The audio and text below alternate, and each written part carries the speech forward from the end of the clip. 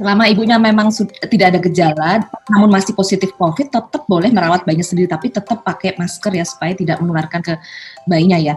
Yang biasanya kalau misalnya ada yang positif supaya dia tidak menularkan ke bayinya, memang sebaiknya bisa menggunakan N95 bahkan supaya nggak, takutnya ya namanya ibu nggak sengaja mencium bayinya atau itu ya sebaiknya dihindari dulu ya, karena resiko penularan transmisinya. Yang penting memutuskan transmisi lewat droplet.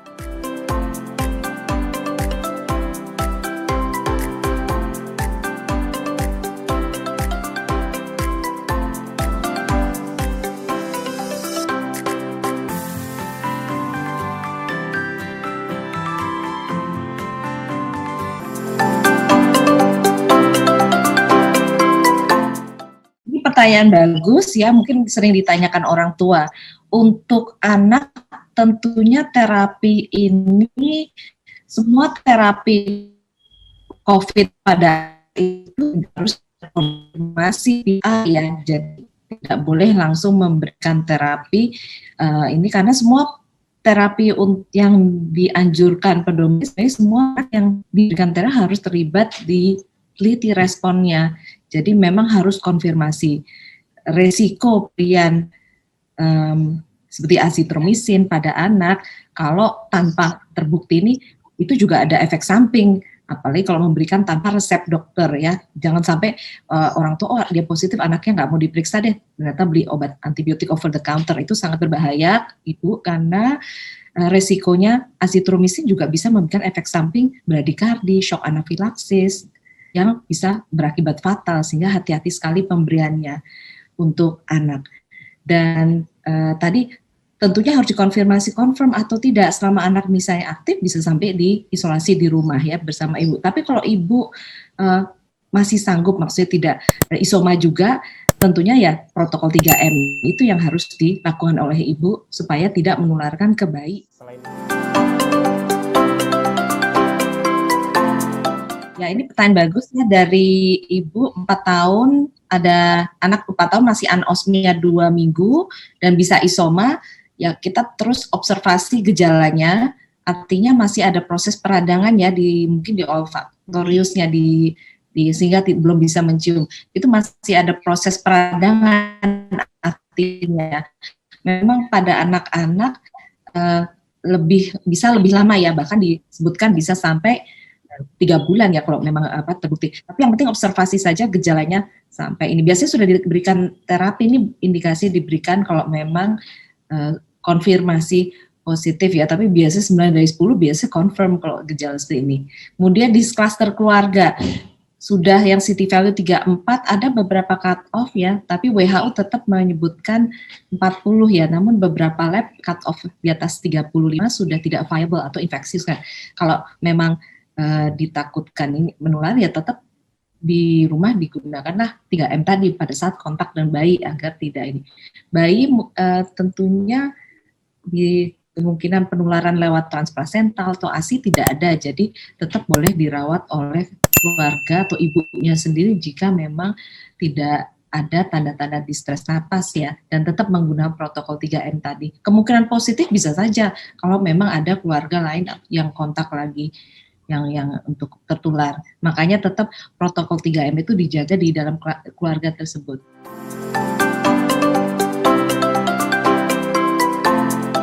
Indonesia belum punya data cut off point untuk bilang ini tapi saya sering lihat 250 itu angka yang diidam-idamkan gitu untuk bisa secara confidence kita bilang ini efek proteksi. Tapi overall sih ini kapasitasnya Dr. Denis kayaknya untuk establish berapa cut off point. Ya cuman ya saya belum banyak memang ada sih ya kan ada pemeriksaan tuh ya anti SARS-CoV-2 kuantitatif ya. Jadi alangkah baiknya sih kalau bisa di atas 250 gitu. Tapi itu saya belum punya evidence atau basis dari rekomendasi perhimpunan dokter spesialis.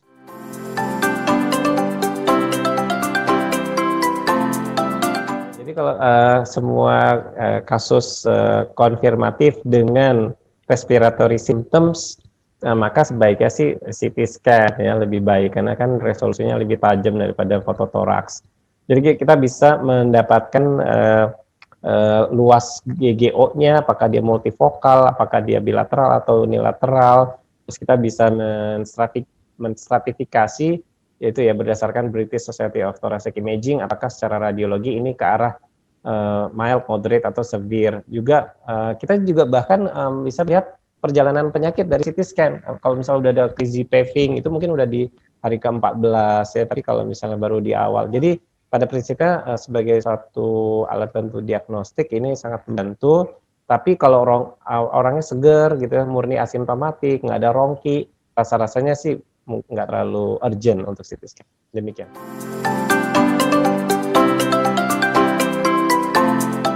Selama ibunya memang tidak ada gejala, namun masih positif COVID, tetap boleh merawat bayinya sendiri, tapi tetap pakai masker ya, supaya tidak menularkan ke bayinya ya. Yang biasanya kalau misalnya ada yang positif, supaya dia tidak menularkan ke bayinya, memang sebaiknya bisa menggunakan N95, bahkan supaya nggak, takutnya ya namanya ibu nggak sengaja mencium bayinya, atau itu ya sebaiknya dihindari dulu ya, karena resiko penularan transmisinya. Yang penting memutuskan transmisi lewat droplet tadi, lewat ciuman, lewat pelukan, kontak makin dekat, nah itu resiko bayinya bisa tertular. Namun kalau ibu secara fisik baik dan tidak ada distress, ya tetap boleh merawat isolasi mandiri. Karena kalau andalin pembantu rumah tangga yang masih positif pun lebih baik kan dirawat oleh ibunya sendiri.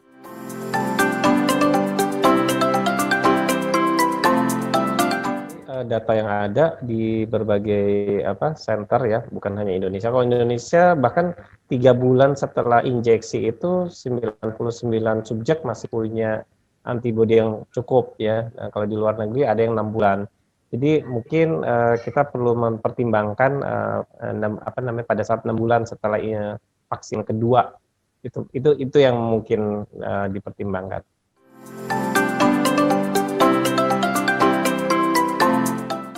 Ya, data terbaru yang sebetulnya 60 tahun ke atas sudah oke sih. Sudah ada data terbaru ya, untuk elderly di atas 60 tahun. Walaupun yang duluan declare bahwa aman untuk elderly itu ya Pfizer, itu duluan ya. Dari Prof. Chandra sih, beliau juga bilang data yang paling awal untuk elderly adalah Pfizer. Jadi kalau bisa memilih untuk usia lanjut ya mungkin Pfizer kali ya, tapi kalau Sinovac sekarang udah oke sih.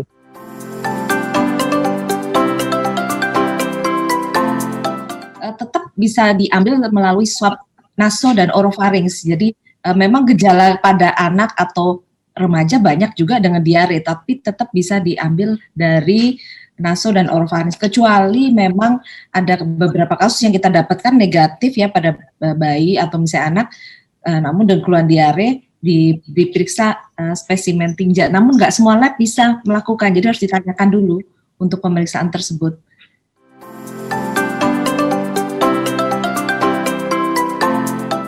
Saya akan menjawab sesuai dari guru-guru kami. Jawabannya tidak prioritas. Ini saatnya Indonesia berbagi. Jadi sebetulnya secara umum yang namanya penyintas tidak prioritas untuk divaksin. Tapi kalau misalnya jumlah vaksinnya banyak, dan akses ada, ya silakan aja. Karena kalau soal aman apa enggak, aman, jawabannya aman. Cuman ini kan problemnya adalah soal keterbatasan vaksinnya. Jadi kita memprioritaskan kepada yang tidak punya titer antibodi sama sekali, which is yang bukan penyintas.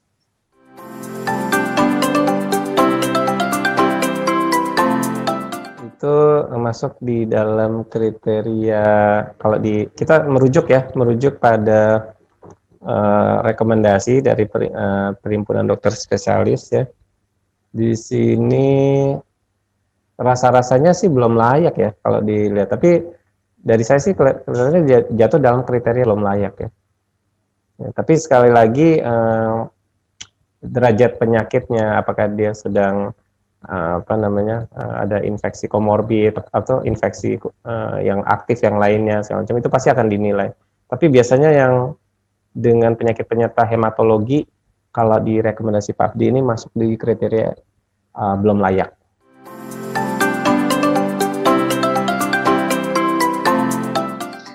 cycle threshold itu artinya pada saat melakukan PCR diperiksa kan artinya diamplifikasi virusnya itu diperbanyak, diamplifikasi 1 cycle, 2 cycle. Kalau virusnya banyak dengan siklus diamplifikasi pada saat diamplifikasi atau diperbanyak, dia 1 siklus aja sudah keluar, artinya makin rendah.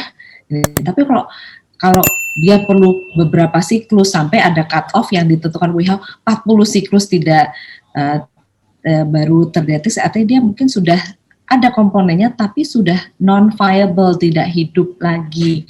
Dari memang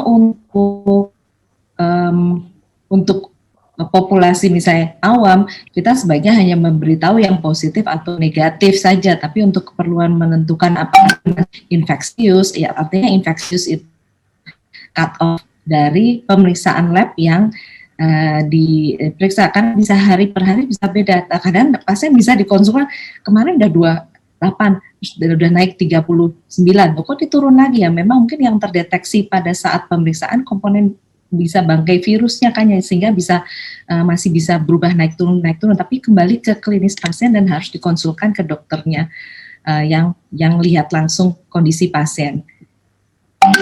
Ya, jadi memang kalau cycle thresholdnya CT-nya makin tinggi artinya, atau misalnya virusnya banyak, artinya kalau virusnya banyak diputer sekali amplifikasi saja sudah terdeteksi ada virus positif, atau masih 5, apalagi 5, angka 5 itu berarti dia masih infeksius sekali atau viable di kultur, dia akan masih tumbuh. Tapi kalau cut off-nya CT-nya sudah lebih dari 40, dia tidak bisa tumbuh lagi, artinya non viable, tidak hidup virusnya, mungkin hanya komponen dianggap jasad dari virus COVID tersebut.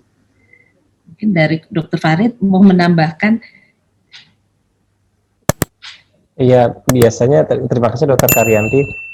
Umumnya kalau PCR itu kita pakai 2 primer ya, 1 primer untuk mendeteksi jadi 2 primer. Jadi 1 mewakili gen yang sensitif, 1 lagi primer yang sifatnya spesifik.